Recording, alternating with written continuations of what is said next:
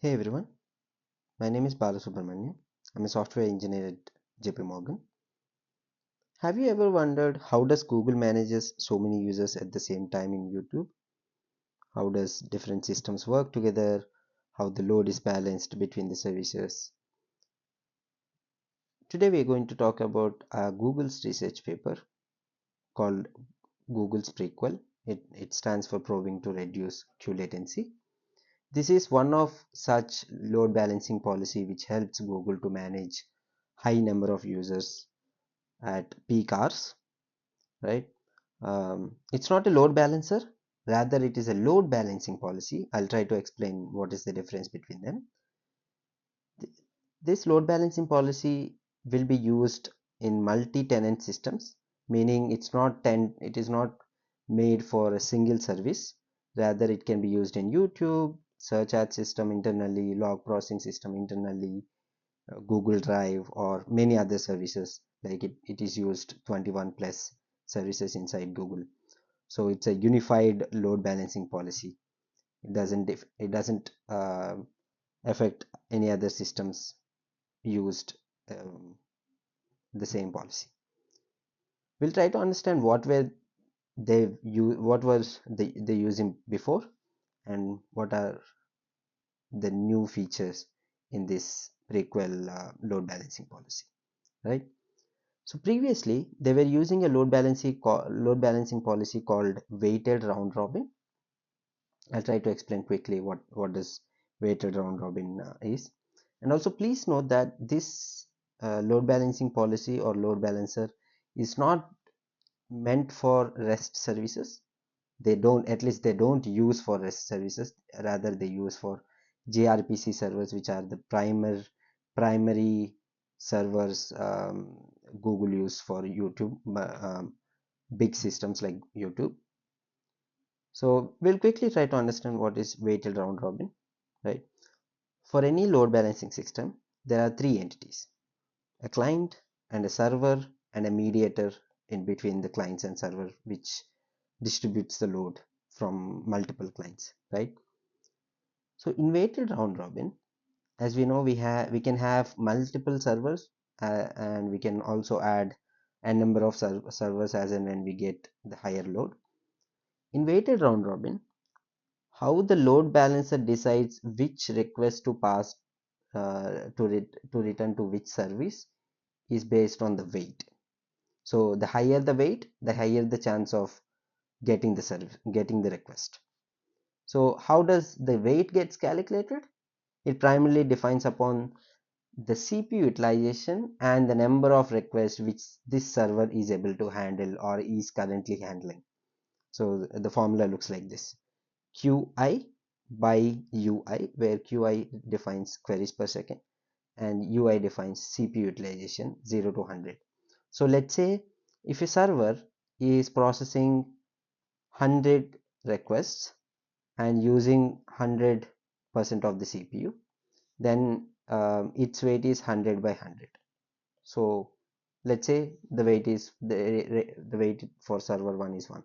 Then there is a service, then there is another server which is processing 1000 requests in by using 100 utilization, then it has weight 10, right? So it has a higher weight. So when the load balancer gets a new request, it tries to find what is the weight of each server, and passes the request to the server which has the highest weight, so that it can be processed quickly and faster, right? So this was the previous load balancing policy which Google is using. We'll try to understand what is the problem with it and why are they changing it, right? Before that, we have to understand what what is the underlying hardware storage, like hardware structure within the Google to because this prequel highly depends upon the latencies of the request. So we have to understand what is the underlying hardware structure of Google services, right? So the way Google deploys each service is like, there is a rack, there is a data center.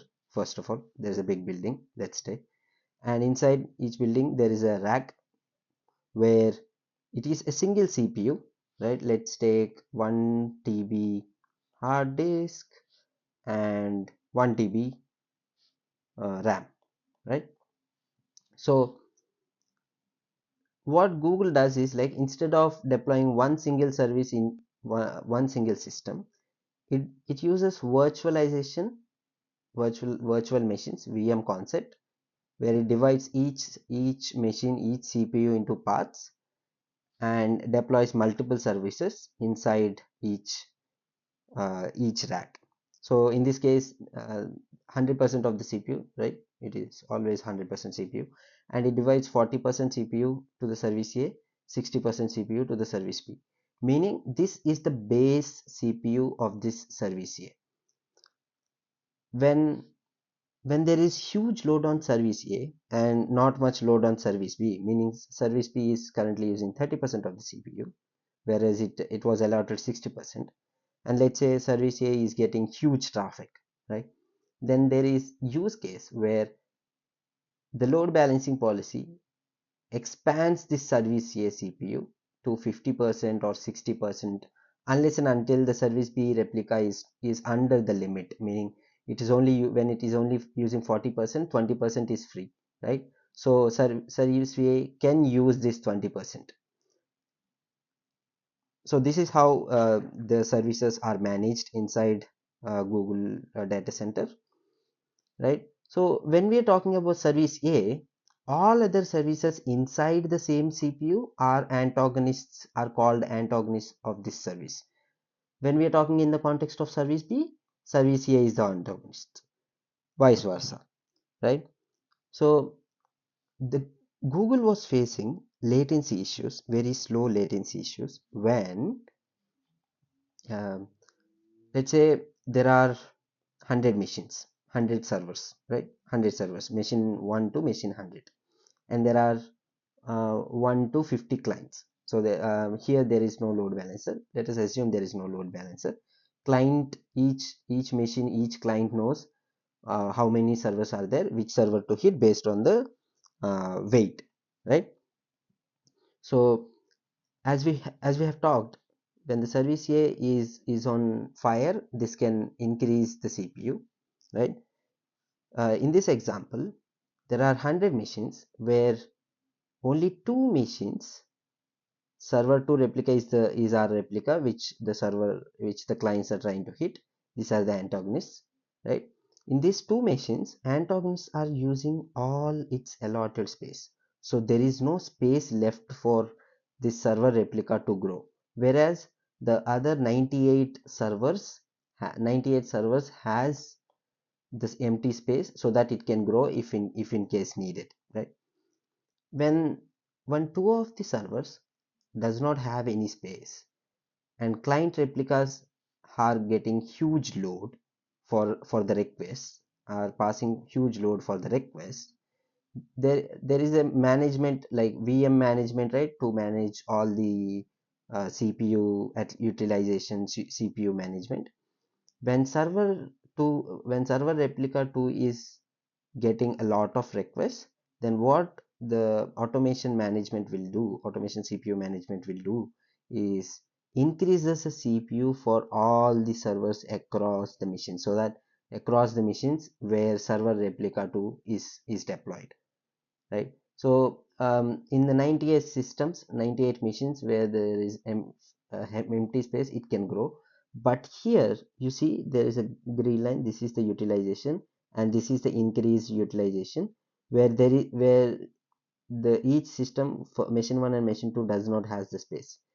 This is when the request chokes, meaning the latency increases. Whenever a CPU is choking, there is no space to grow, then the request process very slower, right? In in weighted, in weighted round robin, we always take CPU utilization, right? CPU utilization. When we say CPU utilization, it is always taken an average between a time frame. Let it be a 1 minute, 5 minutes, 10 minutes. So we always take CPU utilization across a time frame, across a window of time frame, right? um, we only get the CPU utilization after processing a request, after processing. So before processing, before even load balancer sending the request, load balancer does not have any idea of the CPU utilization of and with it only has the idea of the CPU utilization for the request which were processed already. So when the server passes the request based on the previous CPU utilization, this can choke. So this is not a real time indicator for the load. Wait is not the real time indicator for the load. So how did this choking affected the Google? Is by see it is from the research paper. When 2 of 100 systems got choked, then 2% of the load, it is an distributed, equally distributed load, right? So 2% of the load is getting choked, meaning P99 latency is getting spike.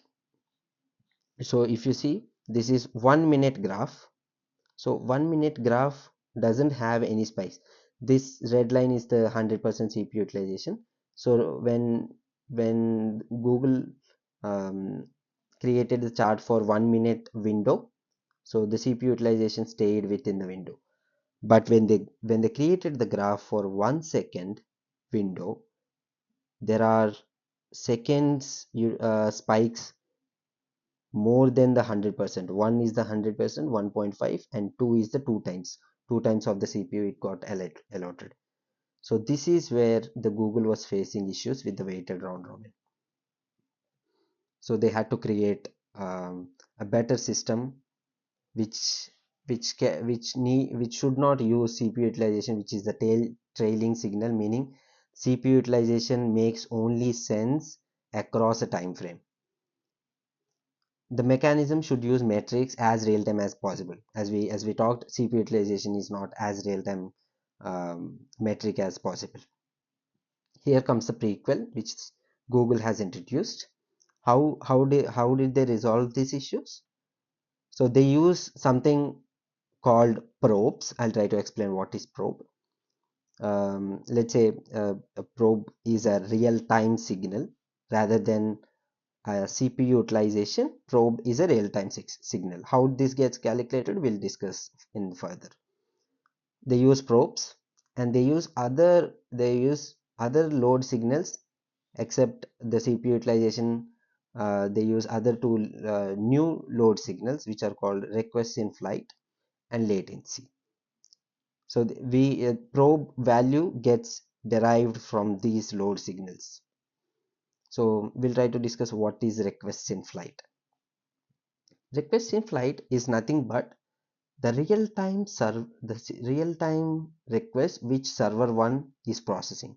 Let's say server 1 is a new server, it has 0.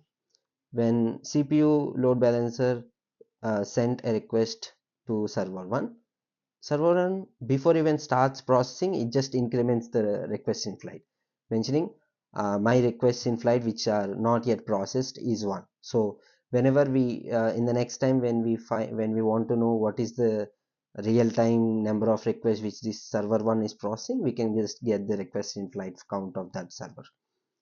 That is called request in flight. And second one, latency. Latency is nothing but the time difference between the time server 1 got the request and the time server 1 returned the response. So this is the latency, and this gets averaged within based on request in flight.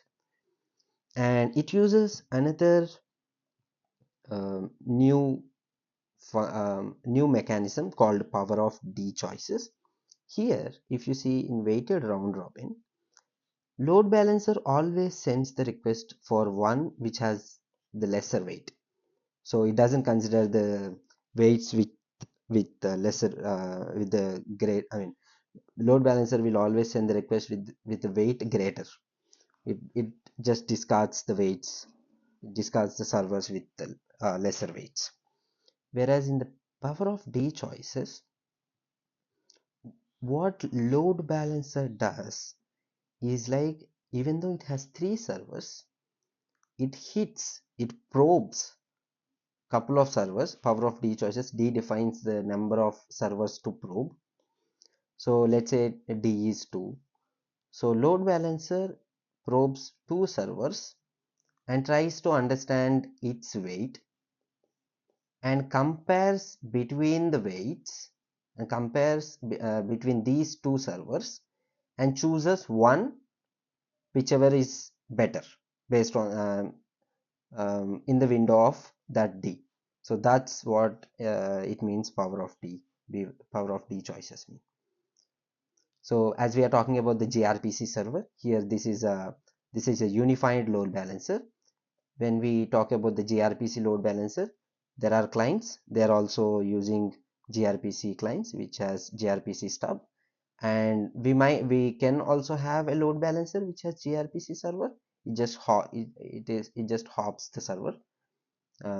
It just hops the request, and there are some services inside Google which does not has the load balancer. Rather, each client knows how many instances of the server it has, and client decides which server to process the request.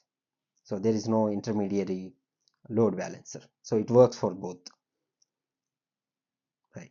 So what is probe? Like when we discussed about probe, it is a real-time signal, and we will try to discuss in detail now.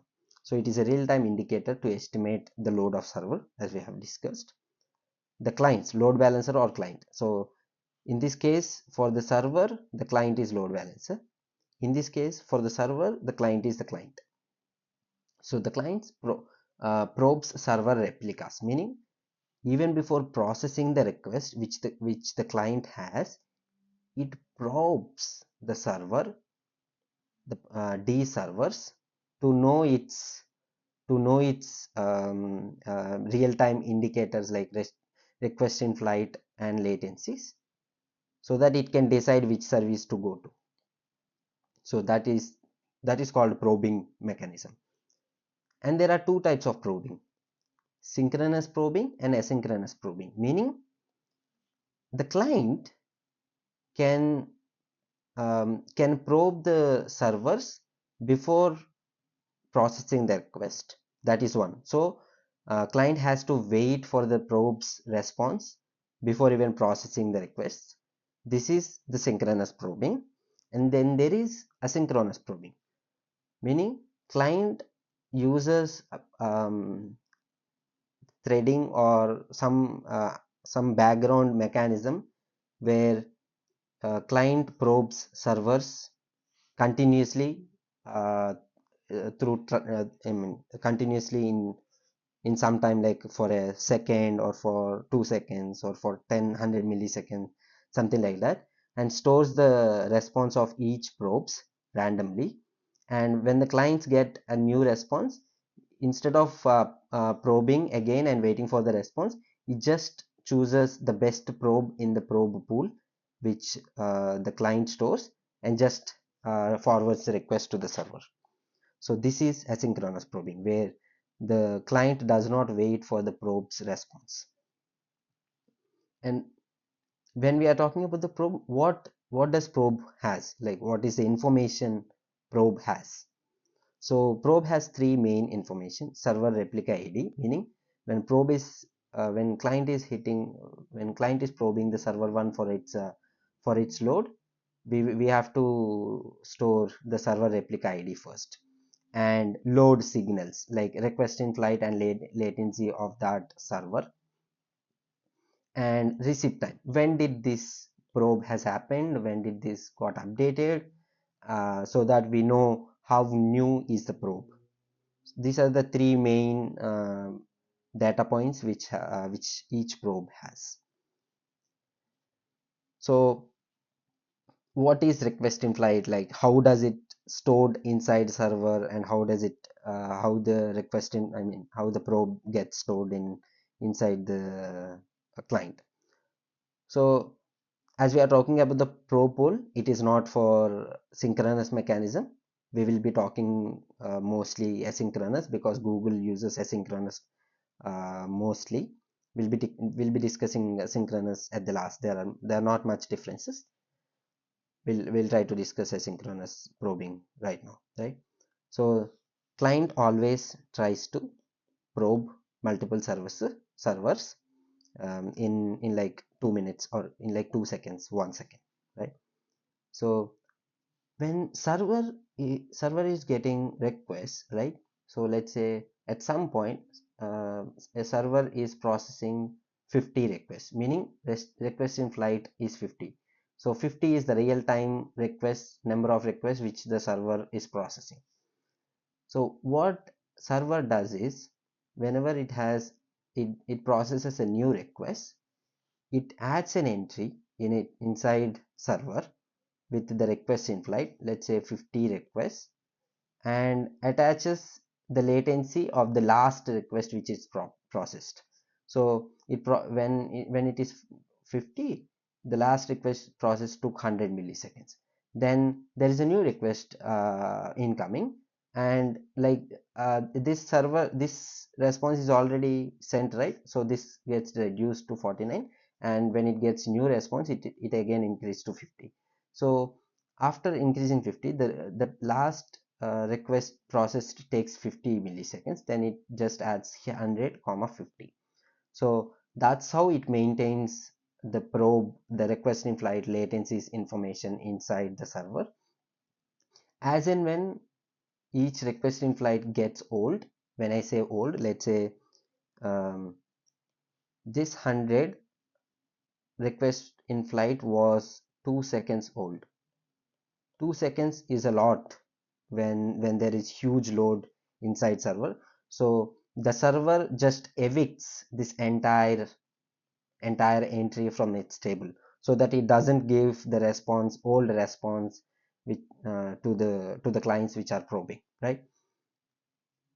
And when we come to the client, for probe pool, we call it probe pool, like we call it probe pool in the client, where probe when the client stores the probe responses from the servers, right? So let's take, usually Google uses 16 size of the probe pool in each client, either it may be load balancer or a client itself. So randomly for every second it chooses power of d. Let's take 5 power of 5 choices, so client will select 5 random uh, random servers from maybe 100 servers, 5 random servers from 100 servers, and probes. Even if it is already there, it still probes for the new load signal for the 5 probes, and gets the response and checks if this probe pool is already full or not. If it is not full, it just attaches the no new server number and the request in flight and latency. We calculate this weight from request in flight slash request in flight divided by the latency. So we don't really use it. I just put it as an example, right? So when client hits 5 new servers for the load probes, it checks if the probe pool is filled. If it is filled, it checks what is the oldest server probe, which is not actually relevant right now, because the new 5 probes are the new load signals which are relevant and real time, right? So it just evicts the oldest probes, and adds the new 5 probes responses to the probe pool of that client. And as and when the client gets a new request, it just selects the best server out of those d choices, the pool size, and forwards the requests. So this is actually using the real-time signal where it is request, where the request is passed based on the request in flight count and the latencies for choosing the best. And it helped really a lot to Google. I'll tell you the numbers at the end. And yeah, this is the probing mechanism, and we'll now discuss how frequent the probing has to happen inside client. We can do 3 milliseconds, 2 seconds, 1 second, based on that.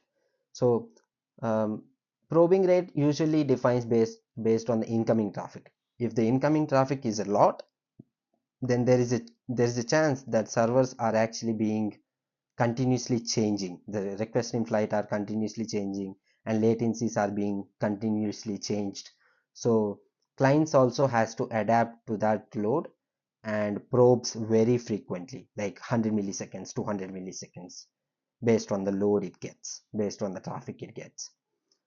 And let's say the client is free, meaning client is not getting any requests, then it has to slow down and also evicts the expired or the oldest server probes as and when it gets old, to maintain the newness of the real-time signal.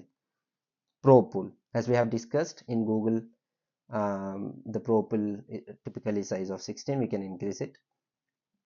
And yeah, when filled, then evicts the worst probes. Like when it is filled, it is not only relies on the request in flight count, there are also different parameters to evict the worst servers from the probe pool. We'll discuss it right now.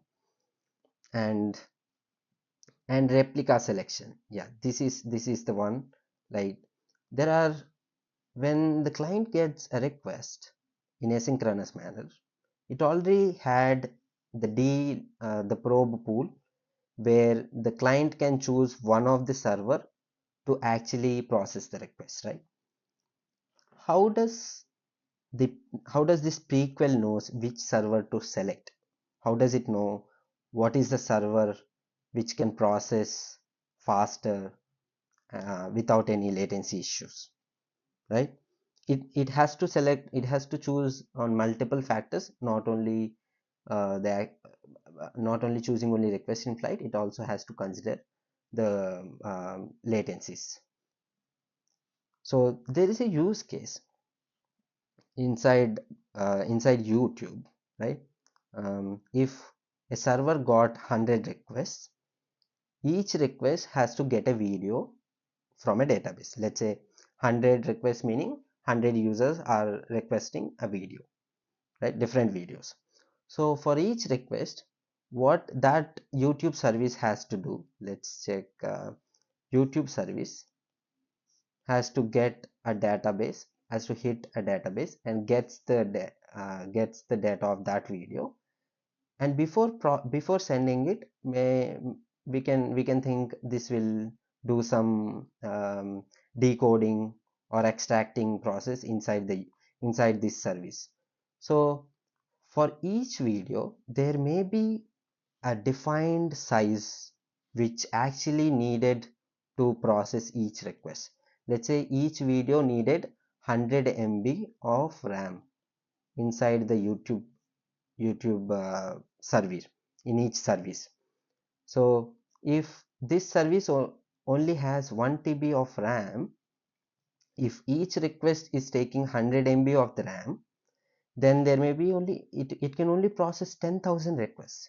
Even though all the latencies are faster, it still can only process 10,000 requests at a time, right?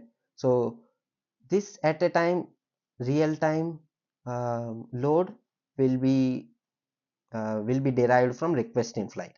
So when request in flight is 10,000, meaning that server is actually processing 10,000 requests at that point. And as we know, the YouTube service um, has to set a limit of 100 MB for each request. So it cannot take more than 10,000 requests of time. So when selecting the server, it first checks if that service has a space limit for each request or not. If it is, then it checks the request in flight of that server. Let's take 100 request in flight of that server 1, and if that does not have any space, it can just check the latencies, like if couple of servers are having 100 requests in flight at that point, and both of them does not have any space constraint, then how does it decide which one to go? It gets the latencies of couple of both of the services and chooses the median latency of both of the requests, and chooses the one which has less latency. This is one mechanism, choose to select. So there is a term called hot cold lexicographic, HCL. This is primarily this is primarily used for instances like this, like if there is a service which has a 10,000 limit and 10,000 requests are being processed by that service, then it's a hot service. So client does not chooses a service which is hot at that point. um, as when request in flight increases, hotness increases. So when, let's say, if the client has in the client probe pool, there are all the probes are hot. Let's say all the services are busy because YouTube service is getting a lot of load, and all the services are actually busy in processing a lot of services, and we mark each probe as hot. Then how client chooses? So as client knows all the probe pools are hot, then it chooses the hottest, the coldest probe inside, I mean in hot, where the latency is less. It takes couple of parameters parallelly to choose the best server. So yeah, as we are storing the probes, the client also updates the probe pool as and when, and it needs to delete the oldest probes and a lot and different parameters, right? Replica, I mean, prequel actually defines three parameters, three use cases or three advantages um, where it identifies the problems inside probe pool to make it as real time as possible. So the first one is staleness. Staleness meaning a probe can be a old probe. Let's say inside 100 servers, the first time when client probed, the random servers may be 1 3 5 10, right? 1 3 5 10 2, and the second time it can have had random like 6 12 15 30 40. So after some time, by this time, by the client got these probe responses, these are already old. Maybe let's say 2 seconds old. 2 seconds is a lot when we talk about the load at Google. So that is a staleness, and we have to remove the staled probe from the probe pool, so that it need not overuse the old probe which does not has the real-time load signal. So we set a time to live for each probe. Degradation meaning even though the probe is not old, right? So let's say the probe got these five requests newly, like 10 milliseconds ago. So it shows the first server to pass the request, right? Client actually had 10 requests in line, where the first service is handed to the first server. First request is handed to first server, and the second request is also handed to first server, because this is not evicted yet. The tentative leave is not changed so it is not it is not old enough to remove it from the pool. So client again chooses this server as best out of the probe pool. It again passes the second request to this and third request to this until the time to live is happened. So this gets problematic because all these other services are sitting idle, or let's say uh, they're still processing the request, but not of this client, right?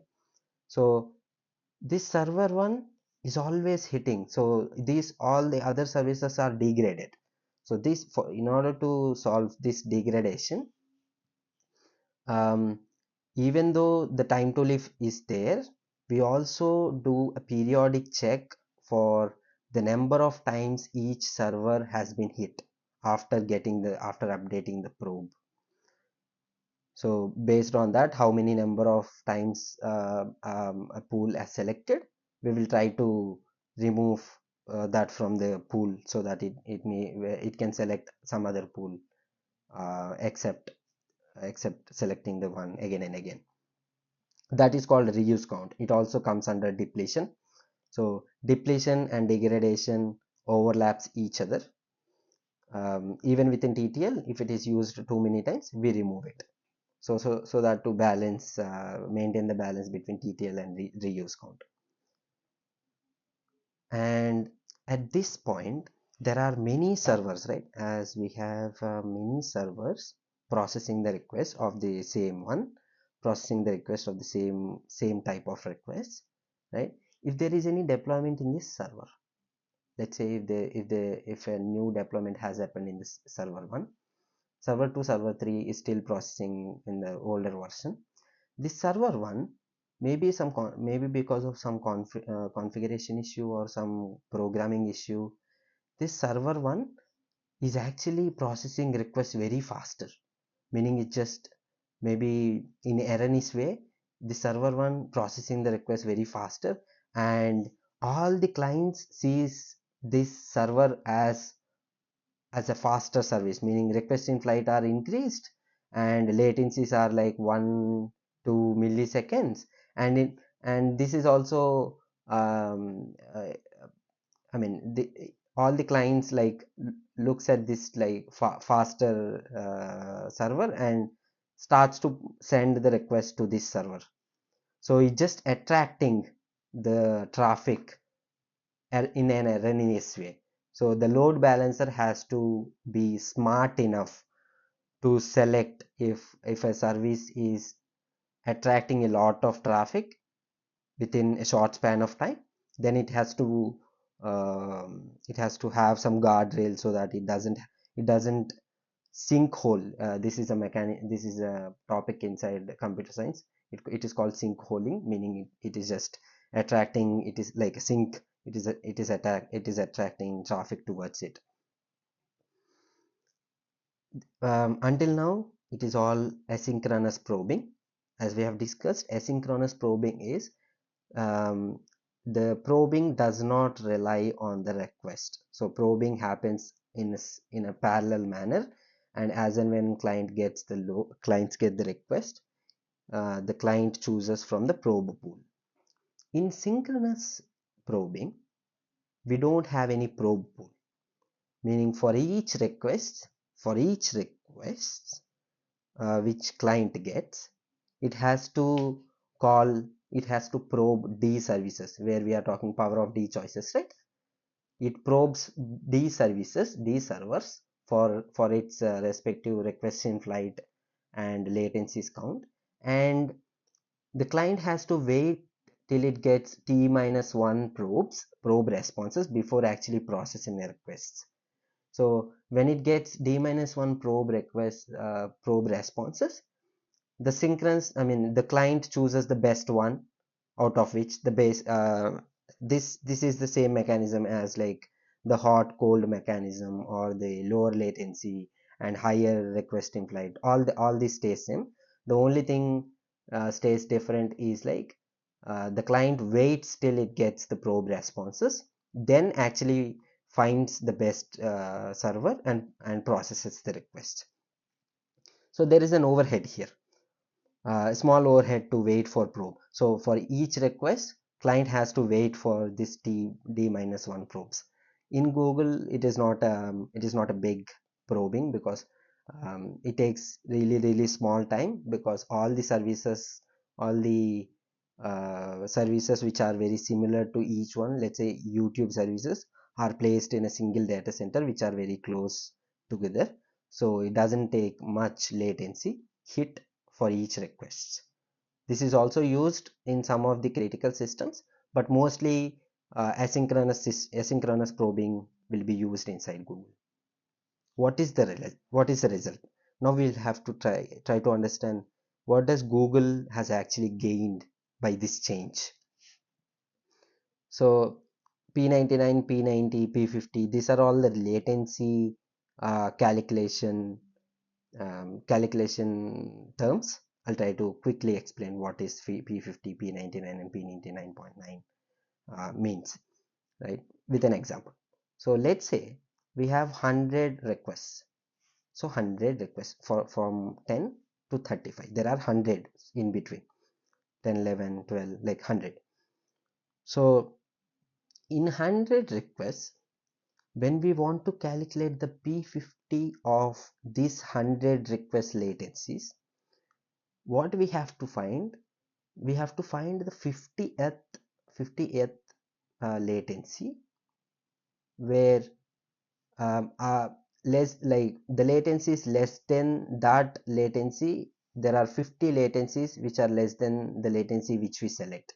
That's what it means to be a P50 latency, meaning we have, where the latency which we are selecting, less than that, there should be P50, 50% of the load. It is not count, it is percent. So 50% of the load should be less than the one which we select, and that latency is called P50 latency. When we say P99 latency, when we are choosing a latency, the less than or like the latency is less than or equals to that latency should be 99% of the load.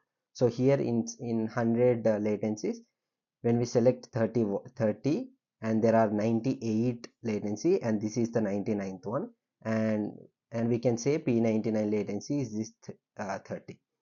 When we take 200, then uh, it won't be 99 anymore, it will be 198, which is called P99 latency. And P99.99 latency is like the last one, because we only have 90. So this actually gives a better idea on uh, the latencies actually taking, like the time, the latency of the request which are actually taking at a huge load. So if there are 1 million latencies, it selects the P90 latency, P50 latency within that, based on the percentages of this.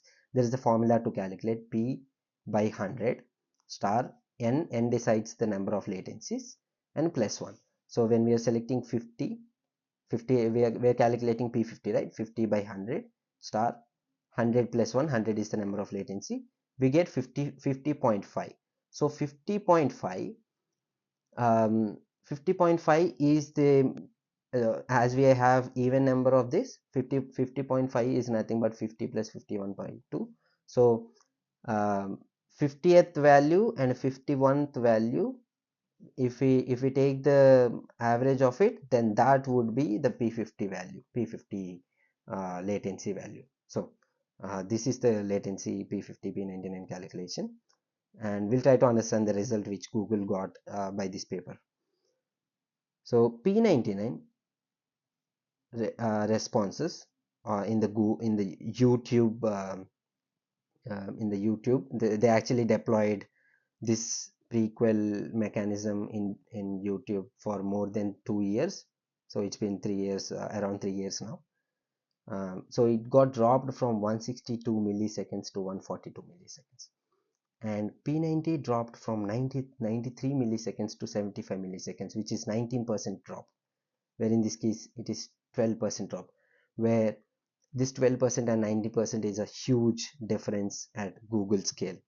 And P50 drops from 34.5 milliseconds to 31 milliseconds. It's not much of a drop, as as in the research paper, it said it primarily it primarily improved the latency of the P99, P90 latencies, where P50 also got improvement, but not as much as P90 and P9, P99 and P90. Hope you guys have enjoyed. This is my first YouTube video. Feel free to comment in the comments section, and I'll try to explain any other questions which you guys have. Um, please do give recommendations if you guys need any research papers to explain. Please like, comment, and share.